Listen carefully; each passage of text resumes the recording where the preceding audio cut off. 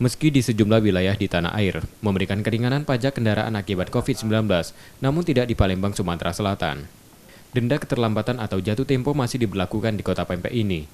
Samsat 2 Kota Palembang menegaskan, belum ada aturan lanjutan atau surat edaran terkait penghapusan pajak kendaraan saat pandemi corona, sekaligus dalam upaya peningkatan kesadaran masyarakat membayar pajak. Tak ada keringanan atau pemutihan pajak kendaraan. Samsat Palembang tetap mewajibkan pengendara membayar denda jika terlambat. Untuk denda pajak sesuai dengan peraturan, kami tetap memberlakukan denda pajak karena belum ada peraturan gubernur yang mengatur tentang pemutihan ataupun keringanan pajak.